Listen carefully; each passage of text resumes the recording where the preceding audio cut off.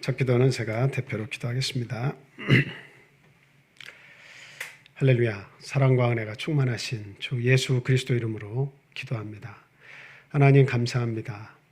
한 주 한 주 시간이 지날 때마다 우리 주님이 아니시라면 어떻게 저희들이 이 세상을 감당하며 살아갈 수 있을까 이런 생각이 듭니다.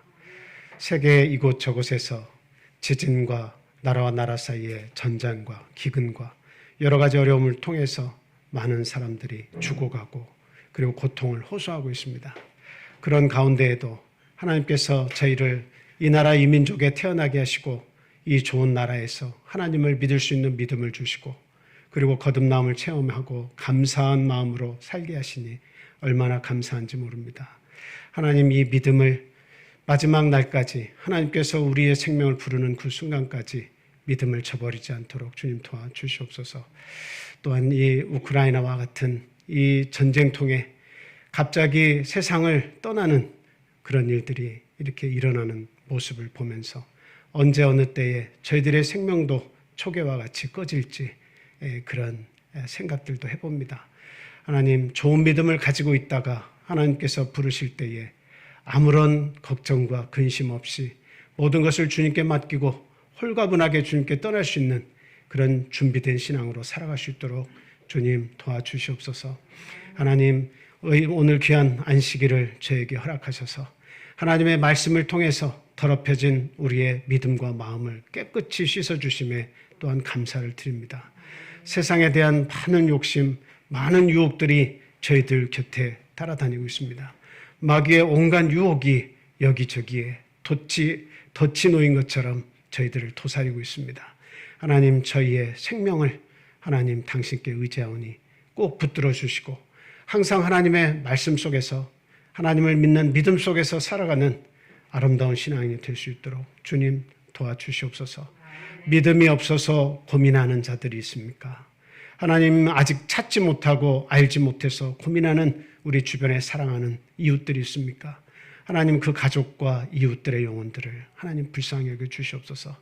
이 세상에서 그 무엇보다도 우리 하나님을 믿고 구원받는 것보다 더 귀한 것은 없다고 하는 것을 빨리 깨닫도록 주님 우리의 가족과 사랑하는 이웃에게 역사해 주시옵소서. 하나님 지금 코로나를 통해서 참 우리 성도님들도 고난을 받고 있습니다. 이 나라 전 세계 모든 백성들이 고난을 받고 있습니다. 이런 것들을 통해서 하나님을 깨닫게 하여 주시옵소서. 하나님을 의지하고 이겨낸다고 하는 것이 얼마나 귀하고 고마운 삶인가 깨닫게 하여 주시고 온전히 이룰수록에 더욱더 하나님 앞에 나오고자 하는 믿음, 하나님께 간절히 의탁하고 기도하는 믿음을 저희들에게 또한 허락해 주시옵소서. 연약한 자에게 강함으로 역사해 주시고 고민하는 자들에게 하나님에 대한 믿음으로 극복할 수 있는 힘을 또한 허락해 주시기를 간절히 소망합니다. 이 귀한 안식일에 하나님의 말씀을 받을 때에 아멘하는 심령을 저에게 허락해 주시고 그 말씀을 받을 때마다 꿀송이보다도 더 달다는 것을 알고 우리 주님께 찬송과 감사와 영광을 돌리는 저희들이 되기를 간절히 원합니다. 이 시각에도 어디에 있든지 우리 사랑하는 가족들 또 우리 영의 가족들 하나님 그들과도 함께 해주시기를 간절히 소원하고 온전히 이 예배와 기도 시간이 하나님께 상달되기를 간절히 원하며 예수 그리스도 이름으로 감사하며 기도합니다. 아멘.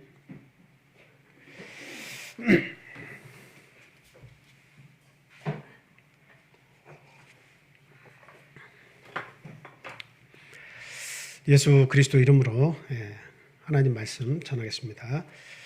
본문 말씀 찾아서 읽겠습니다. 오늘은 히브리서 7장에 있는 말씀을 가지고 같이 은혜를 나누도록 그렇게 하겠습니다. 먼저 본문 말씀 이렇게 최 권사님께서 읽어주시기 바랍니다. 히브리서 7장 1절부터 쭉 읽어주시기 바랍니다. 이 멜기세덱은 살렘 왕이요 지극히 높으신 하나님의 제사장이라. 여러 왕을 쳐서 죽이고 돌아오는 아브라함을 만나 복을 빈 자라. 아브라함이 모든 것의 10분의 1을 그에게 나누어 주니라. 그 이름을 해석하면 먼저는 의의 왕이요 그 다음은 살렘 왕이니 곧 평강의 왕이요 아버지도 없고 어머니도 없고 족보도 없고 시작한 날도 없고 생명의 끝도 없어 하나님의 아들과 닮아서 항상 제사장으로 있느니라. 이 사람이 얼마나 높은가를 생각해 보라. 조상 아브라함도 노략물 중 10분의 1을 그에게 주었느니라. 레위의 아들들 가운데 제사장의 직분을 받은 자들은 율법을 따라 아브라함의 허리에서 난 자라도 자기 형제인 백성에게서 10분의 1을 취하라는 명령을 받았으나 레위 족보 들지 아니한 멜기세덱은 아브라함에게서 10분의 1을 취하고 약속을 받은 그를 위하여 복을 빌었나니 논란의 여지 없이 낮은 자가 높은 자에게서 축복을 받느니라. 또 여기는 죽을 자들이 10분의 1을 받으나 저기는 산다고 증거를 얻은 자가 받았느니라. 또한 10분의 1을 받는 레위도 아브라함으로 말미암아 10분의 1을 바쳤다고 할 수 있나니 이는 멜기세덱이 아브라함을 만날 때에 레위는 이미 자기 조상의 허리에 있었습니다. 아멘. 아멘. 네, 오늘 히브리서 7장 1절부터 이 10절에 있는 이 내용을 통해서 우리가 간단히 생각하고 은혜를 나누는 시간 갖도록 하겠습니다. 히브리서는 말씀을 계속 드리고 있지만 유대교에서 기독교로 개종했다가 여러 가지 사설과 여러 가지 유대교의 주장에 따라서 유대교로 다시 회개하려고 하는 그러한 유대인들에게 이 예수 그리스도, 너희들이 선택한 예수 그리스도가 얼마나 귀한 분인지 너희들이 아느냐, 어떻게 이 믿음을 버리고 옛 너희 믿음으로 돌아갈 수가 있느냐, 그 너희들이 믿던, 너희들이 숭배하던 천사나 그리고 율법이나 율법의 대가라고 했던, 하나님께 율법을 받았던 그 모세나 그보다 더 위대하시다. 그리고 또 인간의 제사장, 그 히브리 백성의 가장 중요한 것은 제사잖아요. 그 제사를 주관하는 제사장, 또 대제사장보다 예수님께서 더 위대하신 대제사장이시다. 이렇게 앞에 부분까지 계속 증거를 해왔습니다. 근데 이제 7장에서는 앞에서 이제 멜기세덱에 관해서 잠깐 언급을 했지만 7장에서는 이어서 그 멜기세덱이라고 하는 이 존재에 대해서 이야기를 하면서 그분이 바로 그 멜기세덱이 그 하나님의 위대한 제사장이라고 하는 것을 이야기하면서 바로 그분과 방불하다 하는 것은 바로 구약시대의 그 얼마나 뛰어난 분이시냐, 그걸 얘기하면서 바로 그분과 같은 존재가 너희들이 믿는 예수 그리스도다.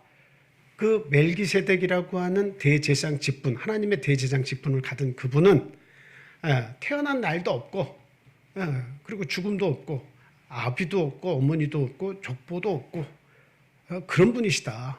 그래서 그 아브라함이 그 전쟁에 승리를 해가지고 자기 조카 그 롯과 그 모든 식솔들을 또 재산을 다시 다 찾아가지고 돌아왔을 때 자기를 마중 나온 살레망, 이 하나님의 제사장인 멜기세덱에 10분의 1, 11조를 갖다 드렸다.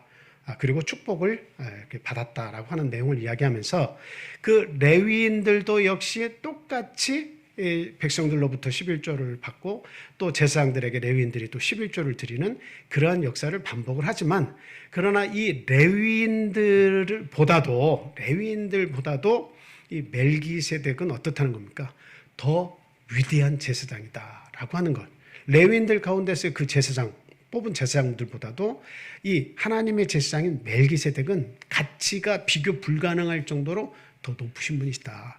바로 그 구약 시대에 있었던, 아브라함 때에 있었던 그 멜기세덱, 하나님이 세우신 제사장, 죽음도 없고 시작도 없고 아비도 어머니도 없고 족보도 없었던 그 위대한 분이 바로 오늘날 너희가 믿는 예수 그리스도 대제사장이시다. 너희의 죄를 위해서 십자가에서 모든 것을 이루신 바로 예수 그리스도시다.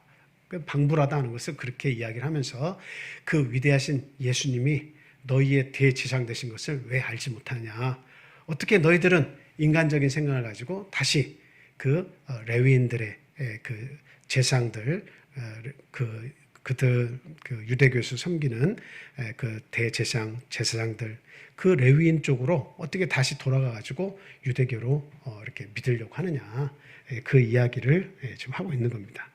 그래서 이 내용은 저희들이 앞에서도 한번 이야기를 했기 때문에 오늘은 히브리서 7장 1절과 8절 안에 나오는 내용 가운데 그 아브라함의 11조 내용이 나와서 잠시 이 11조에 관한 내용을 잠시 초점을 바꿔서 말씀을 오늘 드리려고 합니다.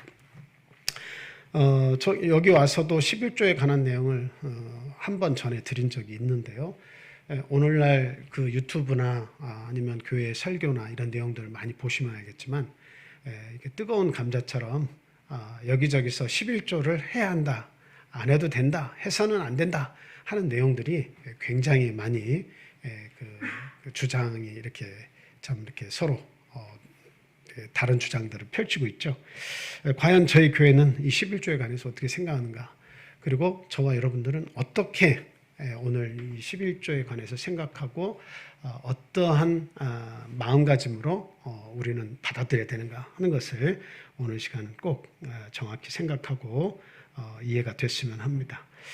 먼저 11조에 대한 그 규례에 대해서 한번 우리 같이 성경 먼저 찾아보겠습니다. 레위기서 27장에 있는 말씀입니다. 32절, 33절 같이 읽겠습니다. 시작. 모든 소나 양의 11조는 목자의 지팡이 아래로 통과하는 것의 10번째의 것마다 여호와의 성물이 되리라. 그 우열을 가리거나 바꾸거나 하지 말라. 바꾸면 둘 다 거룩하리니 무르지 못하리라. 이렇게 얘기하고 있죠. 그래서 지금 집에서 소나 양이나 가축들을 이렇게 키우면 새끼들을 자꾸 납니다. 그렇죠? 그럴 때마다 이제 어느 기점을 딱 잡아가지고 하나님의 것을 이렇게 드려야 하는 구분하는 날이 오면 어때요? 이렇게 그 지팡이 두 사람이 막대기를 2개를 딱 가지고 있다가 이렇게 1마리, 2마리, 3마리 수를 세다가 10번째 오면 딱 가둬요. 딱 가두는데 그것은 하나님의 것이다 이렇게 얘기하는 거죠. 근데 간혹 주인이 딱 이렇게 해서 10번째마다 가두는데 딱 보니까 10번째 딱 가둔 것이 이게 너무나 토실토실한 것만 계속 하나님의 것으로 가니까 안 되겠다. 조금 이렇게 좀 연약한 거하고 하나를 바꿔야겠다고 딱 이렇게 바꿔치기를 하면 어떻게 된다는 겁니까? 이것도 하나님의 것이고 바꾼 것도 하나님의 것이 된다. 이렇게 이야기를 하고 있습니다. 그래서 지금 이 11조라고 하는 내용을 이렇게 해야 한다. 이거 뭐 가축이 그때는 제산의 대표적인 거였죠. 그렇기 때문에 그 제산의 10분의 1을 드릴 때 저렇게 하라고 이제 이야기를 한 것이고, 그리고 나서 이게 점점점 유대 사회에서 11조가 굳어지면서 이 11조는 백성들이 이제 다 하는 것입니다. 그래서 11조를 하는 이유가 구약시대에 11조를 하는 이유가 뭐였죠? 하나님 나라, 제사장의 나라가 이어질 수 있도록 하기 위해서 11조를 하라고 하신 겁니다. 그래서 레위인들은 하나님께서 특별히 다른 12지파 중에 들게 하지 않고 그 레위인을 따로 차출해서 하나님의 것으로 삼으셨죠. 그래서 레위인들은 특별히 일을 하면 돼야 안 돼요. 일을 하면 안 돼요. 그리고 레위인 가운데 제사장들 역시도 일을 하면 안 돼요. 그러니까 레위인은 다 하나님께서 따로 뽑아내서 내 일을 하도록 구분한 것이기 때문에 그 레위인들은 다른 막 열심히 노동을 해가지고 그것으로 먹고 살면 안 됩니다.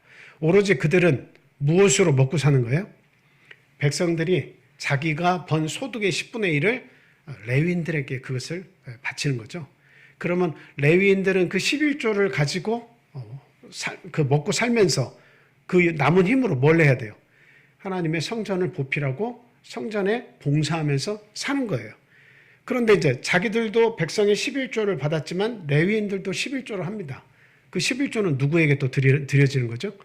제사장들에게 그 11조는 드려진 겁니다. 그래서 백성이 레위인들에게 준 11조, 그 받은 11조 중에 10분의 1을 또 나눠서 레위인들은 대제사장과 제사장들에게 그 11조를 드려서 그들이 백성들의 죄를 사하고 그 제사장 나라, 하나님의 백성으로서 살아갈 수 있도록 대제사장과 그리고 성전 봉사하는 레위인들을 지원함으로써 하나님이 계획하신 나라가 어때요?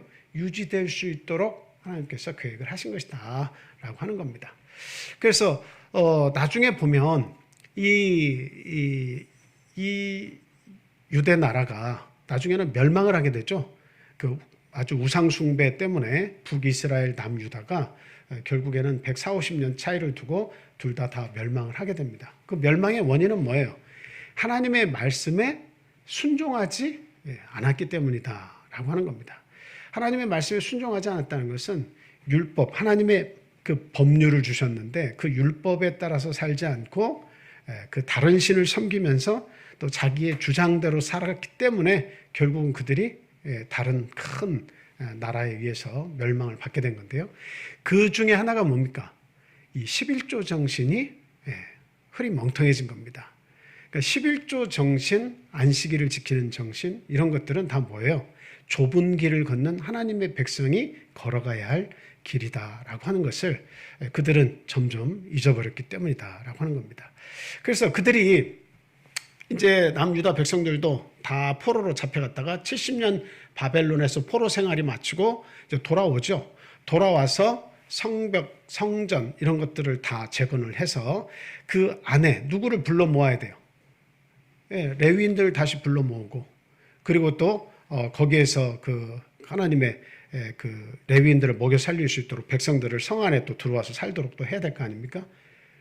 그래서 그 어떤 그 돌아와서 하나님을 잘 믿고 섬겨야겠다라고 하는 사람들이 다 모여가지고 다시금 이렇게 열심히 그 11조 정신이 다시 부릴 듯해서 제사장의 나라가 잘 되는 듯 했는데 어느 순간 또 희지부지 됐어요.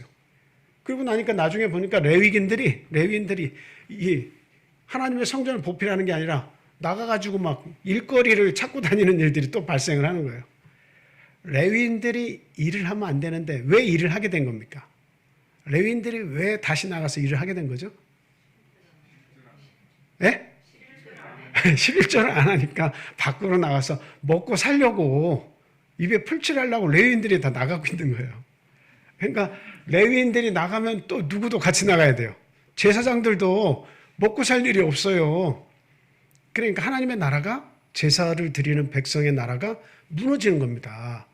그러니까 이러면 안 된다. 하나님께서 어떻게 해서 이 70년의 포로 생활에서 우리를 다시 고토로 돌아오게, 하나님의 나라로 돌아오게 하셨고, 돌아오게 하신 목적이 뭡니까? 제사장의 나라를 부활시켜 주시기 위한 거죠. 하나님께 제사 드리는 민족으로 다시 너희들이 살아라 하는 것을 이렇게 복으로 받았는데, 돌아와서 보니까 또 자기들 먹고 사는 일에만 바쁘다 보니까 레위인들에게 11조를 안 드리고, 레위인들은 제사장들에게 11조가 안 가고, 그러다 보니까 레위인들은 뿔뿔이 먹고 살기 위해서 흩어져 버리니까 이게 하나님께 제사 드리는 이 역사가 무너지기 시작하는 거야. 안 되겠다. 그래서 그것을 다시 개혁을 막 해가지고 백성들을 깨우쳐서 너희들이 하나님 앞에 11조를 해야 이 하나님의 나라가 제대로 쓸 거 아니냐. 이 제사 드리는 민족이 이렇게 다시 회복이 되어서 하나님께 제사 드리면서 하나님과 너희 사이에 어떤 그 교통이 이루어질 것이 아니냐. 이런 개혁의 운동이 다시 시작이 돼서 그 나라가 또 유지가 되는 겁니다. 그래서 이런 내용들을 보면 지금은 그 시대와 다르다는 거죠. 지금은 그 시대와 다르다. 그래서 구약 시대에는 모세 이후에 그런 레위인들이 있고 제사장이 있어가지고 하나님께 제사 드리는 일이 있었지만, 지금은 영적으로 하나님께 모여가지고 우리가 제사를 드리는데 무슨 양을 잡고 소를 잡고 그것을 대신 일해주는 제사장들이 있고 성전을 봉사하는 따로 레위인들이 따로 있어가지고 그들에게 우리가 11조를 드리고 하는 이 일들이 왜 필요하냐.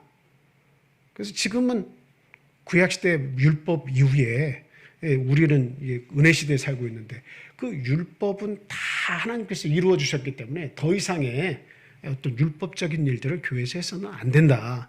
이 은혜시대에는 헌금만으로도 충분히 그것을 감당할 수가 있다라고 하면서 그 구약시대로 돌아가서 안 된다. 율법주의로 돌아가서 안 된다. 이런 주장들이 막 여기저기서 막 나오고 있습니다. 그런데 오늘 제가 말씀드리려고 하는 것은 결과적으로는 11조를 해야 되냐 말아야 되냐 이 문제죠. 그래서 그들은 11조 지금 해서는 안 된다고 주장하는 목회자들은 그분들의 의도는 알겠습니다만 이제 그분들의 그 말씀은 그 헌금으로도 충분하기 때문에 지금은 구약 시대가 아니니까 굳이 11조를 강요해서도 또 해서도 안 된다. 자발적인 헌금만으로도 충분히 교회를 유지하고 발전시켜 나갈 수 있다. 이렇게 얘기합니다. 근데 우리가 이제 분명히 알아야 될 것은 무엇이냐면 왜 우리는 11조를 계속 해야만 하는가 하는 겁니다. 자, 11조의 기원은 언제부터죠? 여러분들이 성경에서 11조는 언제부터 첫 번째 그 11조가 언제 시작이 됐어요? 네, 아브라함 때 11조가 처음 시작됐습니다. 그 내용이 지금 나오는 거예요. 히브리서 7장에서. 이 아브라함이 자기 조카 롯과 그 식솔들이 그돌라오멜 왕과 동맹 왕들에게 잡혀가지고 북쪽으로 이제 잡혀갔을 때 그 집에서 길리고 318명을 데리고 올라갔다가 싸워가지고 다시 다 찾아오죠. 그때 살레망 멜기세덱이 이렇게 마중을 나올 때 떡과 포도주를 가지고 나올 때 거기에 가가지고 11조를 이렇게 드리는 장면이 나옵니다. 이게 하나님의 지극히 높으신 제사장, 태어난 날도 없고 죽는 날도 없고 아비도 어머니도 없고 족보도 없는 분이죠. 하나님의 아들과 방불하다. 하나님의 아들이라는 이야기예요. 그러니까 오늘날 예수 그리스도의 그림자로 여러분들이 생각하면 됩니다. 예수님은 실체로 오신 거예요. 근데 그 당시에는 그림자냐 실체냐 그런 얘기가 없죠. 오늘날 우리에게는 그림자가 될 수 있지만 그 당시에 아브라함 시대에 살고 있던 사람들은 실체죠. 근데 그분은 그 어떤 누구의 반차를 쫓아가지고 온 분이 아니라는 거예요. 누구의 후손에게서 나온 분이 아니라는 거죠. 족보가 없기 때문에. 그리고 그분의 뒤에 어떤 누구를 쫓아서 누구를 낳아가지고 쫓아서 이렇게 누구 뒤에 올 분도 없어요. 그러니까 이분은 무엇이냐면 하나님의 현현입니다. 하나님께서 나타내 주신 분이에요. 하나님의 제사장이라고 표현을 하고 있지만 하나님께서 그 모습으로 나타나 주신 분이시다 이 말이에요. 그리고 예수 그리스도 이전의 그림자로서 앞으로 장차 이런 하나님의 대제사장이 너희에게 나타날 것이다. 그 아브라함에 대해서 얘기를 하고 있지만 여러분 아브라함은 히브리서에서 11장 그 뒤쪽에 보면 아브라함은 누가 오실 것을 알고 그것을 기쁨 가운데서 기다렸다고 얘기합니까? 예수 그리스도 볼 것을 기다렸다고 그렇게 얘기되어 있어요. 그러니까 아브라함이 어떻게 예수 그리스도가 오는 것을 어떻게 알았어요? 그 알았다고 하는 것은 믿음으로서 멜기세덱이라고 하는 살레망 멜기세덱 하나님의 제사장을 자기는 받지만 그러나 믿음으로써 앞으로 우리의 후세대에 정말 예수 그리스도께서 영원한 대제사장으로 오실 것이다 라고 하는 그런 믿음 가운데 바람 가운데 아브라함이 산 사람이다라고 히브리서 기자는 이야기를 하고 있습니다. 자, 그래서 이 11조라고 하는 것은 하나님께서 주신 모세에게 주신 여러 가지 율법이 있지만 그 율법이 있기 전인 아브라함 때도 이 11조가 존재했다는 이야기예요. 이게 대단히 중요한 겁니다. 율법으로 그것을 하라, 하나님의 나라를 유지하기 위해서 하라, 마라 이런 이야기가 있기 전부터 아브라함은 하나님의 제사장에게 영원한 제사장에게 이 11조를 드릴 줄 알았다는 겁니다. 그리고 그 이후에 보면 율법이 있기 전에 또 누가 11조를 또 했죠? 11조에 관한 이야기가 또 나옵니다. 여러분 야곱이 그 형의 그 축복을 빼앗아 가지고 그 삼촌 라반의 집으로 가는 도중에 어디를 지나가죠? 어느 땅? 돌베개를 자고 잔 데가 어디예요? 베델이죠. 그 베델에서 사닥다리를 보고 천사들이 오르락내리락 하는 것을 보고 이곳이 하나님께서 함께 계시는 곳이구나 하는 것을 깨닫고 거기에서 아주 하나님께 서약을 하죠. 어떤 서약을 합니까? 무사히 이 모든 역사를 마치고 아버지의 집으로 돌아오게 하시면 뭐를 하겠다고 그래요? 내가 11조 하겠습니다. 11조 하겠습니다. 이렇게 얘기하는 거예요. 그거 하나님께서 어떤 법을 주셔가지고 그렇게 해라 마라 율법이 있기 전입니다. 그렇죠? 자기에게 하나님의 축복을 아버지로부터 그 위에 할아버지로부터 계속 유전된 하나님의 축복을 받기 위해서 장자의 명분을 팥죽 한 그릇에 사가지고 그냥 그것을 훔치다시피 해가지고 지금 도망가는 순간에 하나님을 깨닫고 하나님께 거기에 서약을 한 거예요. 11조 드리겠습니다. 이거는 대단히 중요한 사역이에요. 나의 삶 속에서 누구를 인정하겠다는 겁니까? 하나님을 인정하겠다는 거예요. 11조는 하나님을 인정하겠다는 겁니다. 그것이 제사장, 그 다음에 레위인들 먹여 살려서 제사를 잘 드릴 수 있도록, 오늘날엔 제사가 없어졌으니까 굳이 11조를 할 수 있다 없다, 그걸 떠나서 지금 11조를 하겠다는 것은 내가 하나님을 인정한다는 거예요. 지금 하나님을 인정한다는 거예요. 그리고 하나님께서 무사히 돌아오게 하시면 이라고 하는 내용은 무엇을 얘기하냐면, 하나님께서 나를 무사히 지켜주시면 그 지켜주신 모든 것이 하나님께서 하신 것이라고 하는 것을 내가 인정하고 하나님께 이것을 드리겠다는 겁니다.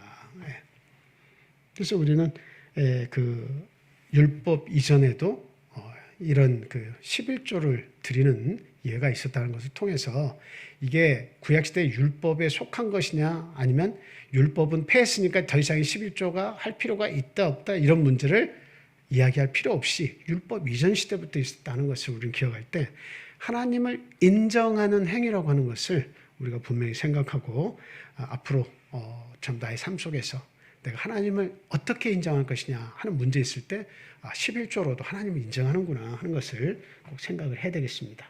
자, 그럼 오늘 본론적으로 이 11조가 우리에게 의미하는 것은 무엇이냐? 첫 번째는 모든 물질 세계가 누구의 것이냐라고 하는 것을 이야기해주고 있다라고 하는 겁니다. 그래서 11조를 드리는 행위는 소유주를 하나님으로 인식하는 믿음 행위다, 이렇게 말할 수 있습니다. 하나님으로 내 소유주를 삼겠다라고 하는 그 인식하는 믿음의 행위다라고 하는 겁니다. 그 말은 뭐예요? 다르게 표현을 하자면 온 우주, 이 지구를 포함해서 온 우주, 또 이 지구에서 일어나는 모든 물질계, 그 모든 것이 누구의 소유권이라는 거예요? 하나님의 소유권 하에 있다라고 하는 것을 인정하는 것이다 라고 하는 겁니다. 그래서 나의 주인은 누구신가? 내가 뭔가를 드릴 대상이 있다는 것은 나의 진정한 주인이 누구신가 라고 하는 것을 인식할 때 11조를 하는 거예요.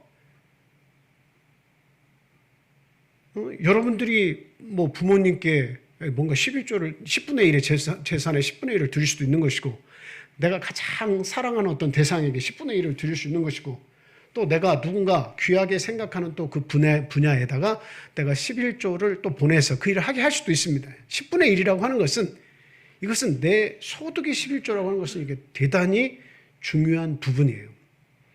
근데 그 중요한 부분 중에 10개 중에 하나를 드린다고 하는 개념은 대단히 중요한 대상에게 그걸 드리게 되어 있는 거예요. 근데 하나님께서는 너희들이 먹고 살으라라고 하는 거예요. 그러나 그 중에 10개 중에 하나를 나에게 바침으로써 너의 인생, 너의 삶의 전반부, 그리고 모든 우주를 통포함한 모든 물질계가 하나님이 주인이시다 하는 것을 인정을 하는 그 뜻에서 네가 10분의 1을 이 통치자인, 온 우주의 통치자인 나에게 10분의 1을 내고, 그리고 9으로 네가 먹고 살아라 라고 하는 겁니다. 제가 항상 반복해서 말씀드리지만 제일 쉽게 생각할 수 있는 것은 바닷가의 물고기라고 말씀드렸잖아요. 그 어장은 누가 주인이에요?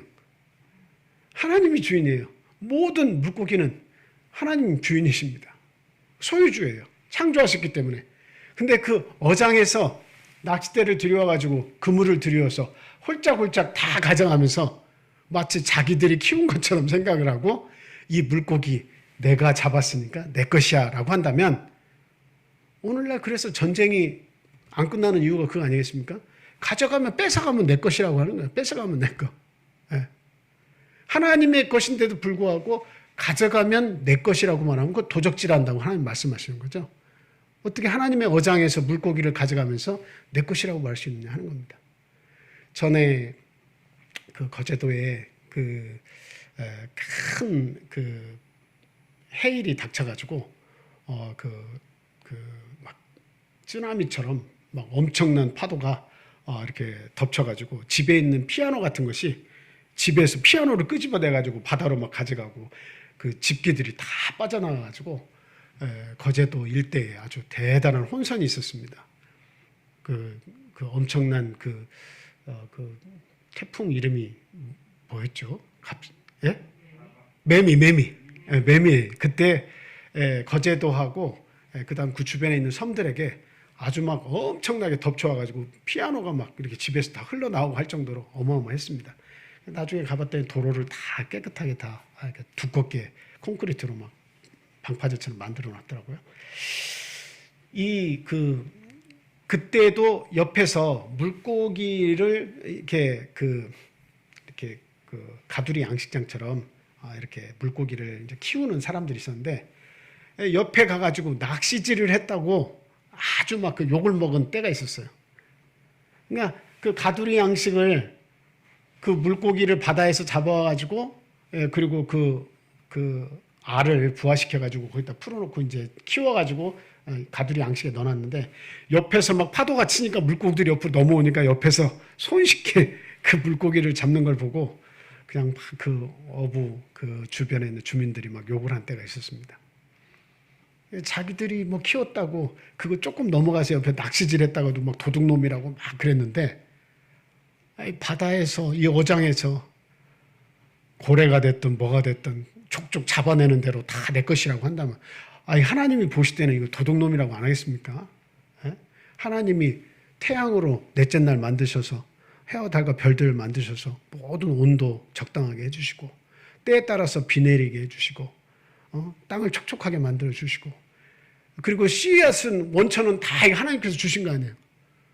하나님이 주신 걸 가지고 다 먹고 살면서 그것을 하나님의 것 빌려가면서 세금도 안 내고 자기 것이라고 우겨부리면 하나님 보실 때 뺏어두고 상관없는 거죠.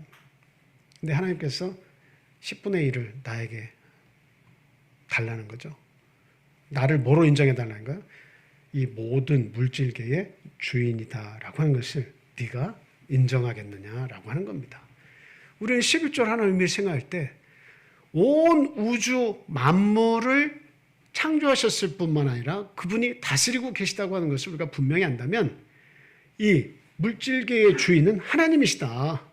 그리고 그 하나님이시기 때문에 내가 그것을 인정해야 한다는 그 믿음을 우리가 꼭 가지고 있어야 됩니다. 자, 출애굽기 19장 5절에서 6절 말씀 같이 읽겠습니다. 자, 시작. 세계가 다 내게 속하였나니 너희가 내 말을 잘 듣고 내 언약을 지키면 너희는 모든 민족 중에서 내 소유가 되겠고 너희가 내게 대하여 제사장 나라가 되어 거룩한 백성이 되리라. 너는 이 말을 이스라엘 자손에게 전할지니라. 저 말씀의 핵심은 뭐예요? 세계가 다 내게 속했다. 근데 너희가 내 말을 잘 듣고 내 언약을 지키면 내 소유가 되겠다. 그렇죠? 그리고 제사장 나라를 만들겠다라고 하는 겁니다. 그래서 11조를 해야 되는 이유 중에 하나님을 소유주로, 창조주로 인정하는 그 행위가 거기에 들어있고 결국에는 제사장 나라를 만들기 위해서 11조는 필요한 것이구나 하는 것을 우리가 같이 생각을 할 수가 있는 겁니다. 자, 우주는 누구의 것이냐? 이 토지는 누구의 것이냐? 레위기 25장 23절에 이런 말씀도 있습니다. 시작. 토지를 영구히 팔지 말 것은 토지는 다 내 것임이니라.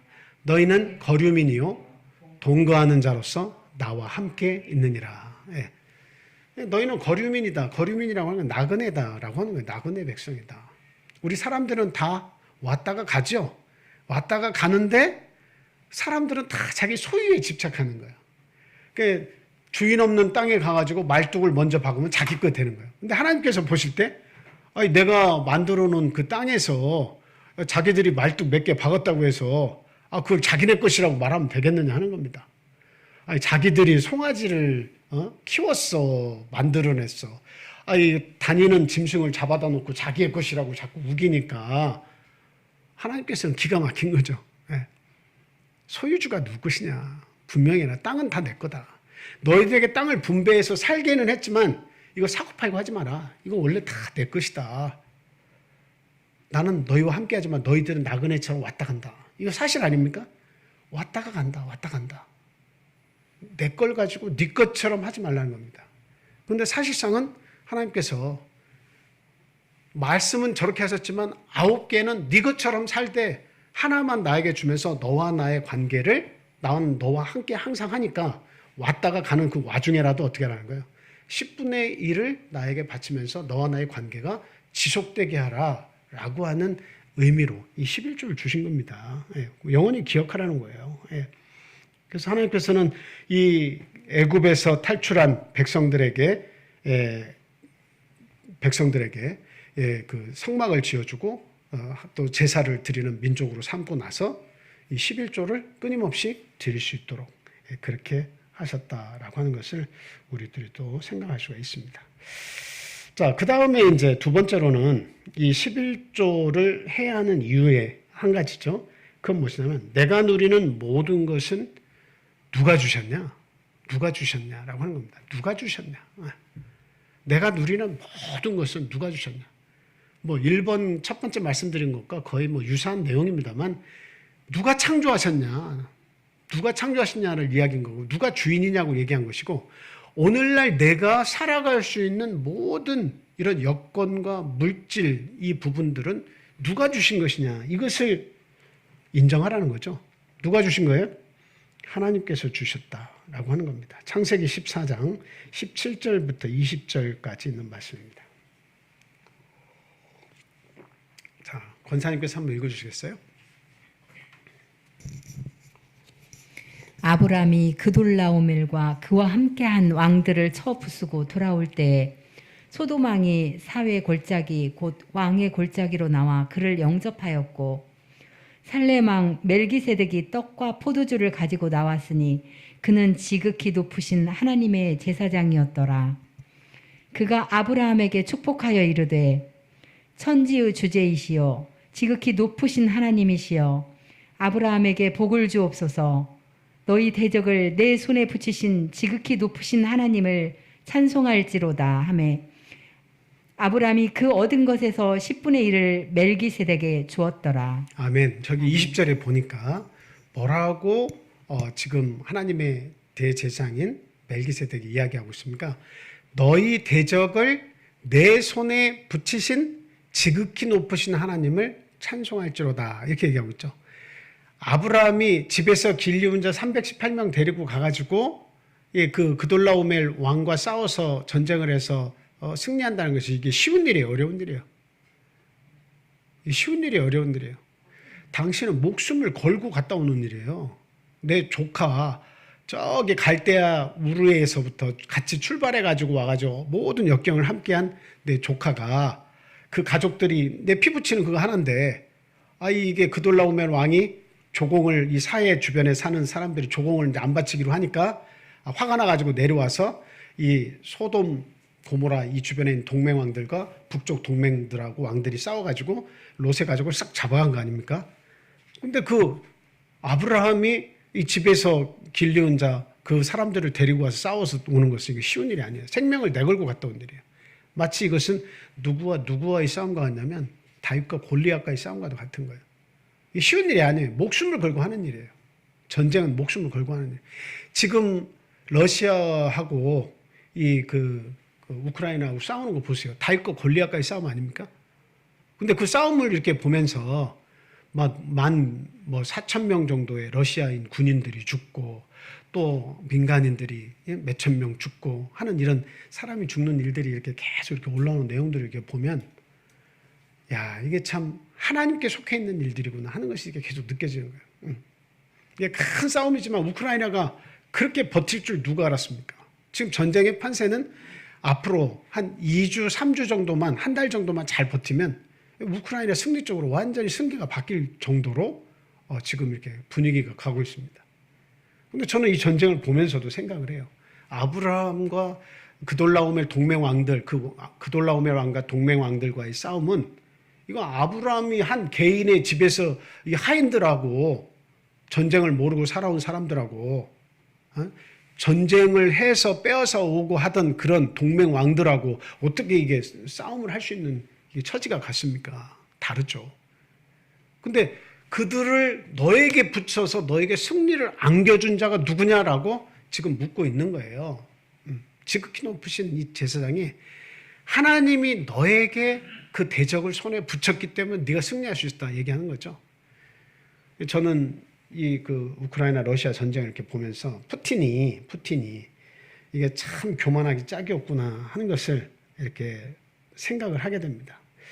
뭐 이 저기 시리아 내전 때도 미국하고 러시아가 들어가가지고 막 정부군하고 그다음 반군하고 막 싸우는 거 서로 반대해서 도와주다가 얼마나 많은 사람들이 죽었습니까? 또 수십만 명이 죽었어요. 아프리카에서도 그 한 2,000명 넘는 러시아 용병들을 보내가지고 그 내전에 참여하게 해가지고 아주 그냥 이 러시아가 아주 모든 생각대로 전쟁에만 참여하면 성과를 거두는 그런 일들을 푸틴이 계속 했어요. 그리고 그 최근에만 해도 조지아라는 곳에 분리주의자들을 돕기 위해서 거기에다가 군대를 파견해가지고 아주 그냥 5일 만에 속전속결로 또 전쟁을 승리했죠. 그리고 최근에 2014년에도 크림반도 또 군대를 파견해가지고 거기 완전히 우크라이나에서 빼내가지고 또 독립을 억지로 또 시켰죠. 그러니까 이 푸틴이라고 하는 인물은 이렇게 보니까 제가 나름대로 생각을 해봤어요. 해보니까 하나님이 그 안에 없다라고 하는 거예요. 하나님이 그 안에 없다. 그리고 그 수많은 병사들을 죽음의 사지로 몰아가면서도 그렇게 많은 병사들이 죽어가고 있는데도 그걸 물질처럼 생각을 하는 거예요. 그냥 자기의 어떤 민족주의적 성향, 과거에 짜르가 그 어떤 그 러시아 그 큰 대제국을 만들어서 황제가 되는 것처럼 과거의 그 구소련의 그런 모습들을 재건하고 싶어하는 그런 마음들이 본인은 없다고 말하지만 우리 모두가 볼 때는 그 마음이 있는 거예요. 욕심이 너무 많은 거예요. 그래서 보니까 그 속에 하나님이 없을 뿐만 아니라 물질론적인 생각으로 가득 차 있는 거예요. 자기의 이익을 창출해내기 위한 하나의 사람들의 생명을 수단처럼 여길 수 있는 그런 생각들을 가지고 있어요. 그래서 거기에서 막 그 영어의 알파벳 Z 있잖아요. 그것을 써가면서 지금 막 푸틴이 하는 행동들이 옳다고 막 하는 사람들이 지지하는 사람들이 또 나오고 있잖아요. 하나님이 없는 사람들이에요. 하나님이 없는 사람. 그 마음에 하나님이 없는 사람들. 인간의 생명을 귀하게 여길 줄 모르고 눈과 귀가 닫힌 사람들. 그 사지로 몰아가고 푸틴 하나의 이익을 대변하고 그런데도 불구하고 많은 생명이 죽어나가도 거기에는 눈 하나 깜짝 안 하는 그런 사람들. 자기의 욕심을 이루기 위해서. 지금 그런 내용들을 보면 하나님이 그 안에 없다. 모든 것이 하나님으로부터 왔다고 생각하면 이 전쟁은 일으킬 수 없는 겁니다. 모든 것이 하나님으로 왔다면 그 생명이며 그 행복하게 사는 모든 국가 주체를 가지고 그 국민을 이루고 사는 그 모든 사람들 주권을 인정해주고 어떻게 하면 우리가 다 이렇게 평화롭게 살 수가 있는 것이냐. 지혜롭게 판단하고 그 생명들을 귀하게 여겨야 되는데 근데 마음이 없는 거예요. 하나님을 생각하는 마음이 없는 거예요. 모든 것이 다 자기가 했다는 거예요. 지금까지의 모든 성적, 성과, 경제적인 부흥, 5%, 6%대 이랬던 그 경제 성장률을 아주 막 높이 끌어올린 푸틴 70% 이상의 국민의 지지를 얻으면서 오랜 동안 몇십 년 동안 지금 장기 집권을 하고 있는데 근데 그 하나의 그 주인공 그 대통령이 그 마음속에 하나님이 없으니까 이게 참 어떻게 보면 그 나라와 그 민족에게도 어마어마한 큰 영향력을 끼치는 거예요. 하나님이 없는 지도자가 하나 있음으로 해서 그 나라의 경제와 문화와 모든 것들이 다 퇴보가 되고 있다는 거예요. 너무 무서운 일이죠. 우리는 내가 누리는 모든 것이 어디로부터 왔냐 이거 생각해야 됩니다. 오늘날 우리의 이 교회 또 내가 먹고 사는 모든 일, 건강, 생명,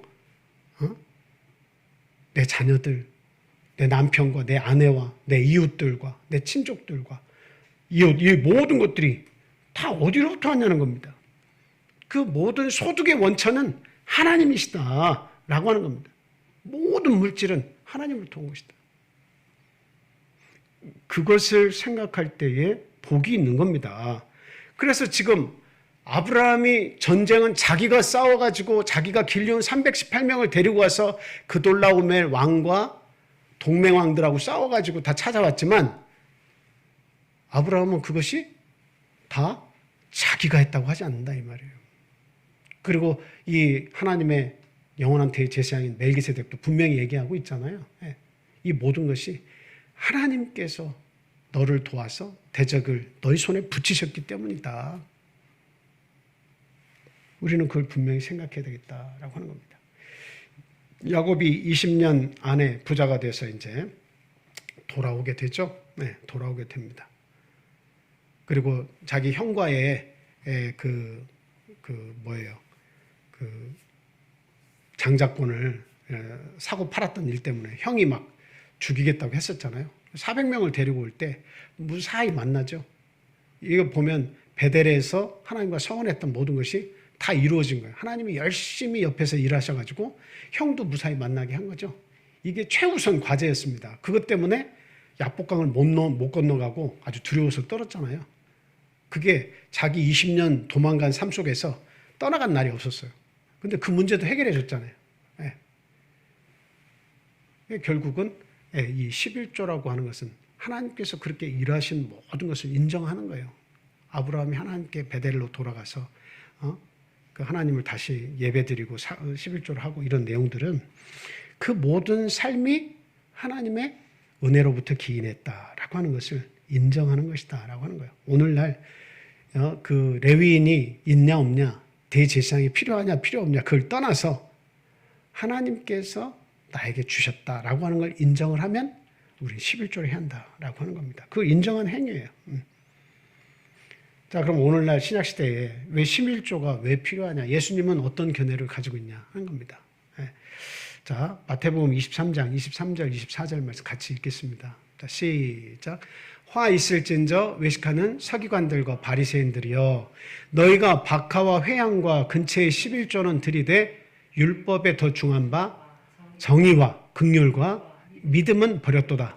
그러나 이것도 행하고 저것도 버리지 말아야 할지니라. 지금 여기서 지금 하고자 하시는 말씀이 뭐예요? 지금 뭐냐면, 지금 바리새인들은 박하와 회향과 근처에 이것은 향료들이 향료, 어떤 음식을 만들 때나 아니면 그 집안에 박하 같은 것을 이렇게 바닥에다 뿌려가지고 이렇게 전체 분위기를 좋게 하고 좋은 향을 나게 하고 뭐 이런 데도 쓰기도 하지만 대부분 다 향료, 먹을 때나 자기 집에서 쓰는 것들이죠. 근데 이런 것조차도, 사소한 것에서조차도 너희들이 11조는 드리는데 율법에서 더 중하다고 이야기하고 있는 그 정의와 긍휼과 믿음은 너희들이 버리고 가장 행위적인 것에만 몰두해서 11조를 이 작은 부분에서까지만 하나님께 해야 돼. 이렇게 주장하는데, 근데 예수님의 말씀은 뭐예요? 이것도 행하고 뭐를 행하라는 거예요? 11조도 행하고, 그 다음 뭐는 버리지 마라? 믿음과 긍휼과 정의, 이런 것 버리지 마라. 그러니까 이 두 가지를 다 해라라고 하는 거예요. 예수님의 말씀은 11조에 관한 말씀은 저기밖에 없어요. 그러니까 사람들이 빈약하다고 생각하는 거예요.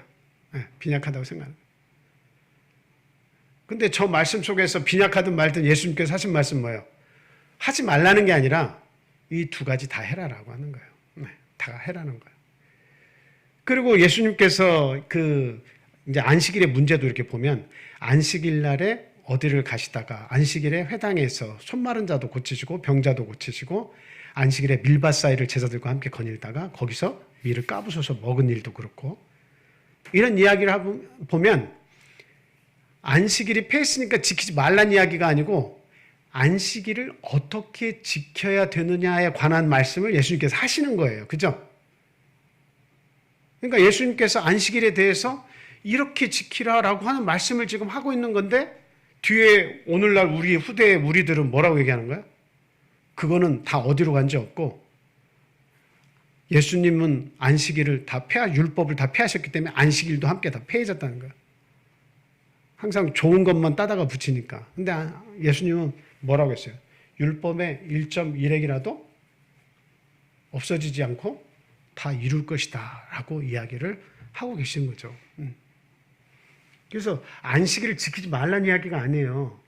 안식일을 어떻게 지켜야 되느냐에 관한 말씀을 하신 거예요. 너희들은 율법적으로 이것을 계속 이렇게 지켜야 한다, 저렇게 지켜야 한다. 입에서 곡식을 넣고 씹는 것도 탈곡을 하는 것이고 일하는 것이니까 그것도 먹지 말아야 한다. 지금 얘기하지만 그러나 안식일은 그렇게 지키는 것이 아니다.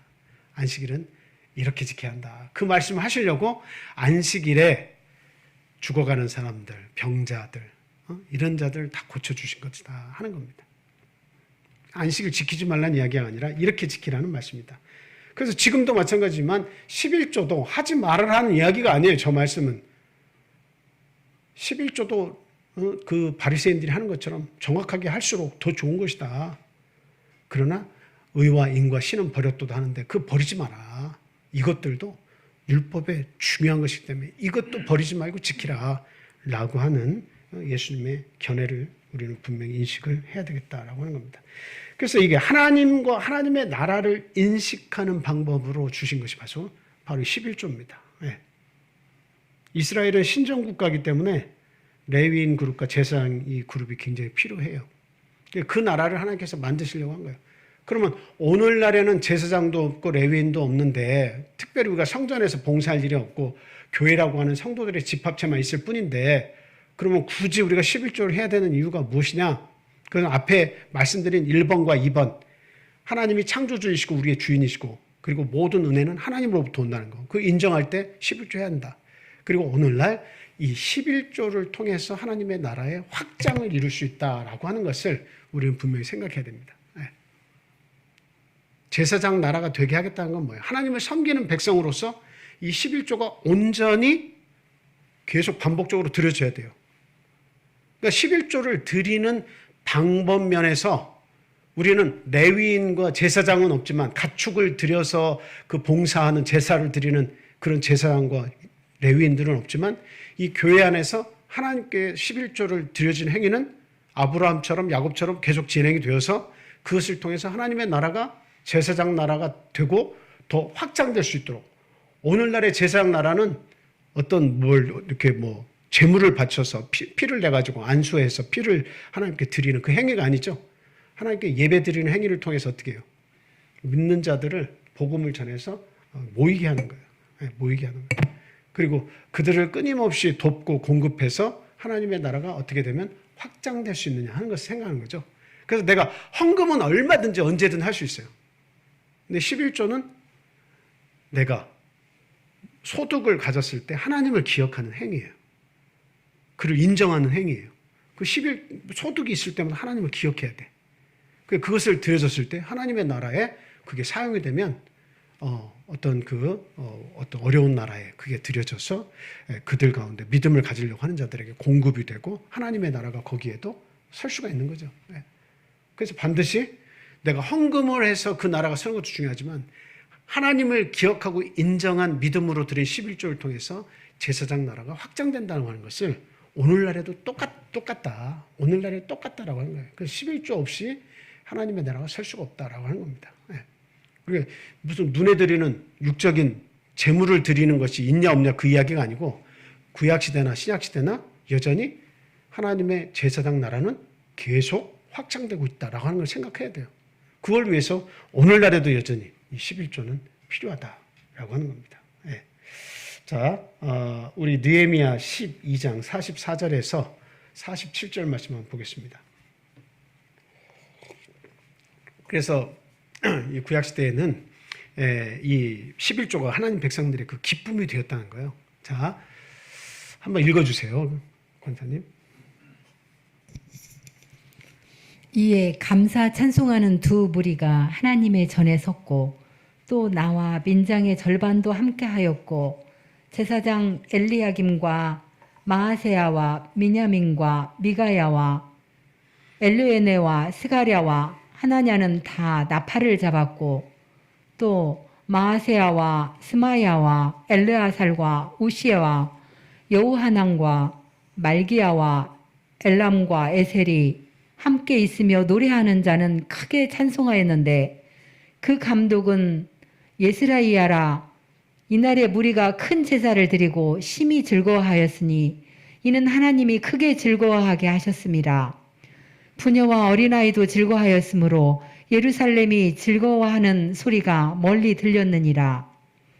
그날에 사람을 세워 곡간을 맡기고 제사장들과 레위 사람들에게 돌릴 것, 곧 율법에 정한 대로 거제물과 처음 익은 것과 11조를 모든 성읍밭에서 거두어 이 곡간에 쌓게 하였노니 이는 유다 사람이 섬기는 제사장들과 레위 사람들로 말미암아 즐거워하기 때문이라.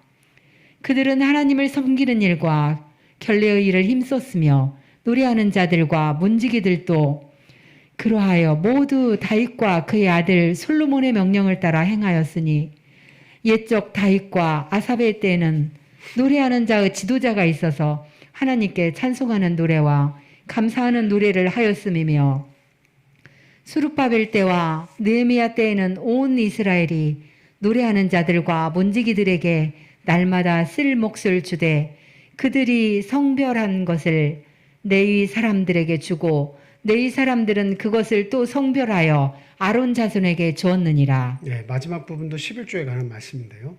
성별해서 백성에게 받은 레위인들이 다시 성별해서 제사장 아론의 자손들에게 또 줬다는 내용들이고, 백성들이 막 기쁨이 차가지고 찬송하고 기뻐하는 것이 아주 멀리까지 그것이 퍼졌다는 거죠. 그것이 뭐예요? 이게 구분해서 하나님의 것을 드렸을 때 그것을 기쁨으로 했다고 하는 겁니다. 하나님이 그걸 축복하시는 거예요. 우리가 분명히 알아야 되는 것은 무엇이냐면 이 하나님은 반드시 갚아주신다는 거예요. 나를 기억하고 모든 은혜가 나로부터 왔다는 것을 인정하고 하는 모든 행위, 특히 그 11조에 관한 부분은 하나님께서 다시 우리에게 돌려준다라고 하는 내용입니다. 역대하 31장 5절에서 12절 말씀도 한번 보겠습니다. 그냥 한 번 더 읽어주시겠어요? 왕의 명령이 내리자 곧 이스라엘 자손이 곡식과 포도주와 기름과 꿀과 밭의 모든 소산의 첫 열매들을 풍성히 드렸고 또 모든 것의 11조를 많이 가져왔으며 유다 여러 성읍에 사는 이스라엘과 유다 자손들도 소와 양의 11조를 가져왔고 또 그들의 하나님 여호와께 구별하여 드릴 성물의 11조를 가져왔으며 그것을 쌓아 여러 더미를 이루었는데 셋째 달에 그 더미들을 쌓기 시작하여 일곱째 달에 마친지라. 히스기야와 방백들이 와서 쌓인 더미들을 보고 여호와를 송축하고 그의 백성 이스라엘을 위하여 축복하니라. 히스기야가 그 더미들에 대하여 제사장들과 레위 사람들에게 물으니 사독의 족속 대제사장 아사랴가 그에게 대답하여 이르되 백성이 예물을 여호와의 전에 드리기 시작함으로부터 우리가 만족하게 먹었으나 남은 것이 많으니 이는 여호와께서 그의 백성에게 복을 주셨음이라. 그 남은 것이 이렇게 많이 쌓였나이다. 그때 히스기야가 명령하여 여호와의 전 안에 방들을 준비하라 하므로 그렇게 준비하고 성심으로 그 예물과 11조와 구별한 물건들을 갖다 두고 레위 사람 고나냐가 그 일의 책임자가 되고 그의 아우 시므이는 부책임자가 되며. 네, 거기까지만 보겠습니다. 시간이 이제 좀 촉박하네요. 지금 이 내용을 이렇게 보시면 알겠지만 히스기야라고 하는 이 왕은 종교 개혁을 한 인물로 대단히 중요하죠. 그 많은 왕들이 있었지만 하나님을 기쁘시게 하는 왕은 별 많이 없었어요. 근데 그 중에 우리는 히스기야를 기억을 많이 하는 것은 그 하나님의 아주 귀한 왕으로서 종교 개혁을 했기 때문인데, 그 히스기야의 왕의 이야기를 잘 들어보시면 알지만 굉장히 이렇게 어려웠어요. 그런데 언제부터 이렇게 먹고 남고 풍성한 은혜가 계속 되고 있느냐? 하나님께 계속 백성들이 즐거운 마음으로 처음 익은 열매, 11조 이런 것들을 계속 가지고 오니까 이 여호와의 곳간에 그것이 풍성히 쌓이고 레위인들과 제사장들이 아무런 걱정 없이 하나님의 일을 할 수 있도록 하는 분위기가 형성되니까 어때요? 하나님께서 복을 주셔서 끊임없이 먹고 남는 것이 있도록 하셨다라고 하는 거예요. 예. 오늘날 저와 여러분들이 앞으로 하나님 앞에 복 받기를 간절히 소원한다면, 하나님께 내 믿음을 가지고 돌아가기를 원한다면 이 11조 반드시 해야 되는 거예요. 11조는 대단히 중요해요. 율법이 아니니까, 하나님 모세 시대 율법이 아니니까 은혜 시대에는 11조가 없다고 하는 분들은 내가 한 달을 살아서 내가 어떤 소득을 가졌고 또 또 1년 내가 농사를 져서 소득이 이렇게 나왔는데 이게 어디로부터 왔는지, 누구의 은혜로 이렇게 됐는지 하나님을 인정하지도 않고 하나님 그 소유가 하나님으로부터 은혜가 왔다는 것을 인정할 수 있는 방법도 없는 거예요. 그냥 헌금만 한다고 하는 것은, 내가 하나님께 감사함으로 하는 것은, 이건 그 분위기가 몫이 다릅니다. 오늘날 내가 받은 것은 하나님으로부터 왔고 하나님 나의 주인이시다. 내가 10분의 1을 드리는 것이지만 나머지 이 9을 통해서 나의 삶을 평안히 누리도록 하셨다. 이거 인정하는 거예요. 그 인정하는 것을 안 하고 그냥 헌금으로 감사만 계속 하겠다는 것과는 차원이 다른 겁니다. 그래서 우리는 구약시대, 신약시대에 떠나서 제사장 나라, 여전히 우린 제사장 나라고 우린 제사장이죠. 하나님의 나라가 이 온 세계에 파급되고 그 나라가 넘쳐날 수 있도록 하는 데는 이 11조는 또 다른 명분과 목적이 있다고 하는 것을 우리가 분명히 알아야겠다라고 하는 거예요. 제사장에 가고 것이 아니라 제사장 나라를 이렇게 파급시키는데 우리가 이것은 결단코 하나님을 인정하고 해야 된다라고 하는 겁니다. 자, 마지막으로 한 구절만 읽겠습니다. 말라기서 3장 7절에서 12절 말씀 한번 보겠습니다. 자, 한번 읽어주세요. 만군의 여호와가 이르노라. 너희 조상들의 날로부터 너희가 나의 규례를 떠나 지키지 아니하였도다. 그런즉 내게로 돌아오라. 그리하면 나도 너희에게로 돌아가리라 하였더니 너희가 이르기를 우리가 어떻게 하여야 돌아가리까 하는도다. 사람이 어찌 하나님의 것을 도둑질하겠느냐.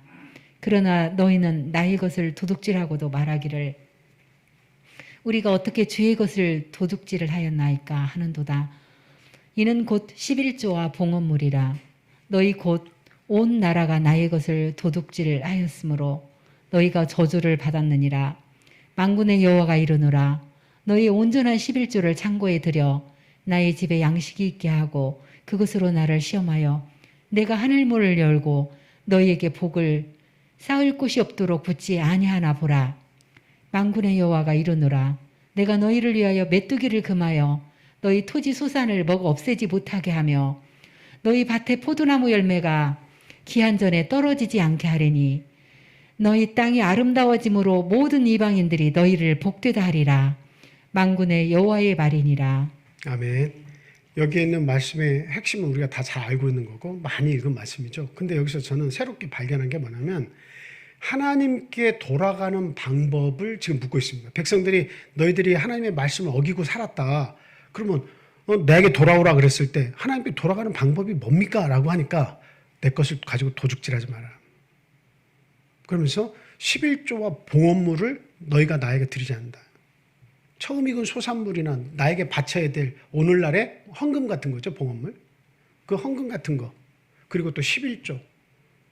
그리고 하나님께 돌아가는 방법에 대해서 구체적으로 얘기하는데 뭐예요? 온전한 11조를 들여서 나에게 돌아오라라고 하는 겁니다.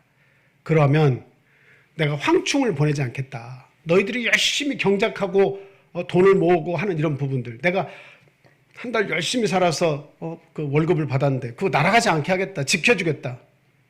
그 방법이 뭐예요? 하나님께 온전한 10분의 1을 드려라. 제사장이냐 뭐냐 그거를 생각하기 이전에 너희가 한 달 동안 열심히 일한 그 소득에 대해서 내가 지켜줄게. 그 지킬 수 있는 방법 하나님 거 도적질하지 말고 11조로 온전하게 해봐. 그러면 내가 그 모든 소산이 날아가지 않도록 내가 지켜줄게. 이건 하나님을 인정하라는 말씀밖에 없죠. 하나님께 돌아오라고 하는 방법은 이거는 오늘날이고 과거고 따질 필요가 없어요. 하나님께 돌아오는 방법은 온전한 11조를 통해서 하나님 인정하는 행위입니다. 왜? 우리가 하나님을 인정할 수 있는 좋은 방법이 있어요. 그건 뭐예요? 하나님 말씀대로 살아가는 것이지만 넓게는. 근데 가장 쉽게 우리에게 하나님을 인정하고 창조주로 인정할 수 있는 두 가지가 있는데 그게 뭐냐? 안식일을 지키는 거. 하나님을 인정하는 겁니다. 하나님께서 창조주로서 그리고 우리에게 은혜를 주신 축복하시고 하는 것은 안식일을 지키는 거예요. 그리고 하나님께로 돌아올 수 있는 방법 중에 하나 가장 중요한 게 뭐예요? 온전한 11조를 들여서 내 소득을 지키는 거예요. 그 소득이 잘 사용될 수 있게 하는 거예요. 네, 빵꾸나지 않도록. 그게 지켜주는 게 하나님께서 하시는 일이에요. 오늘도 똑같이 11조를 하나님 앞에 온전하게 드리면 내 소득이 빵꾸나지 않습니다. 황충 보내시지 않습니다. 기근 보내시지 않습니다.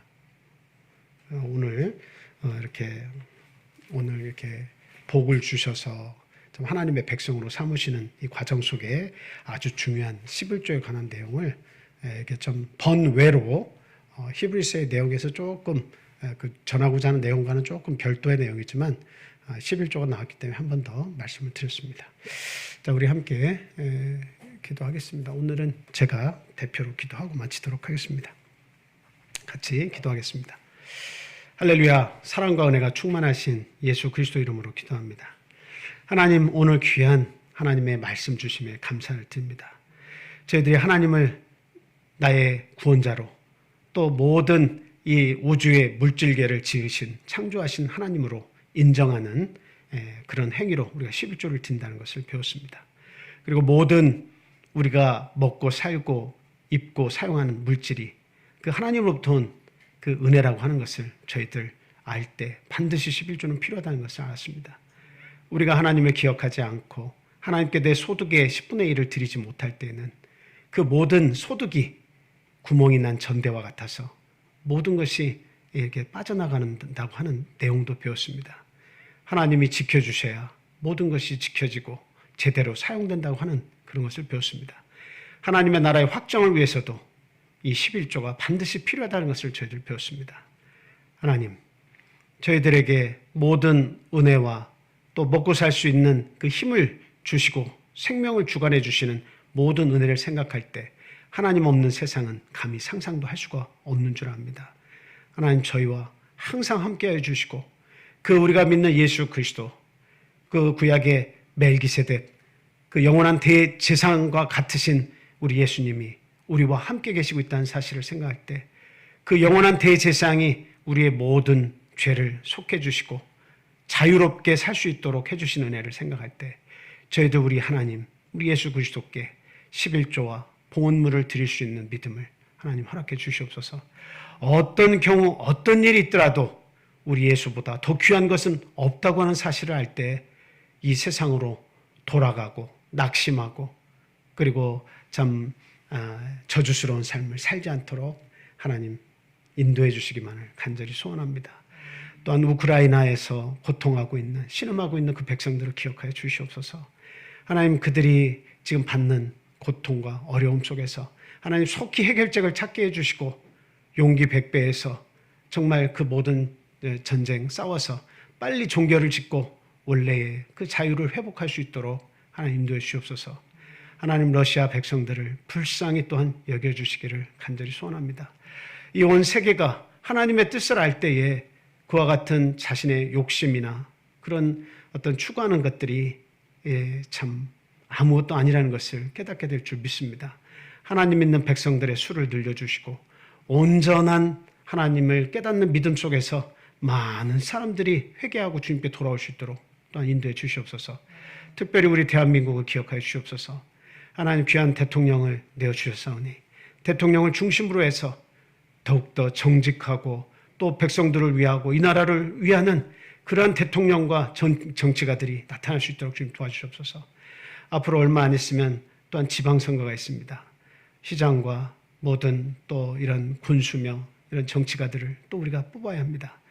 하나님, 거짓이 난무하는 시대에서 정말 정직한 선거가 이루어질 수 있도록 악의 무리들이 함부로 이 나라를 흔들지 못하도록 하나님 또한 도와주시고 좋은 이런 정치가들이 나올 수 있도록 주님 도와주시옵소서. 또 코로나를 통해서 고통받는 우리 하나님의 백성들과 우리 육신의 가족들 하나님 기억해 주시고 어디에 있든지 그 마음과 그 영혼을 하나님께서 다스려 주시고 함께 해 주시기를 간절히 소원합니다. 또한 저희에게 주신 이 귀한 안식일이 그냥 헛것으로 돌아가지 아니하고 하나님을 기억하고 예배하는 그런 행위를 통해서 하나님을 기쁘시게 하고 영광을 돌릴 수 있는 그러한 날이 되도록 주님 또한 인도해 주시옵소서. 예수 그리스도 이름으로 감사하며 기도합니다. 아멘. 주기도문 하겠습니다. 하늘에 계신 우리 아버지여, 이름이 거룩히 여김을 받으시오며 나라의 임하옵시오며 뜻이 하늘에서 이룬 것 같이 땅에서도 이루어지이다. 오늘날 우리에게 일용할 양식을 주옵시고 우리가 우리에게 죄 지은 자를 사하여 준 것 같이 우리의 죄를 사하여 주옵시고 우리를 시험에 들게 하지 마옵시고 다만 악에서 구하옵소서. 나라와 권세와 영광이 아버지께 영원히 싸움나이다. 아멘.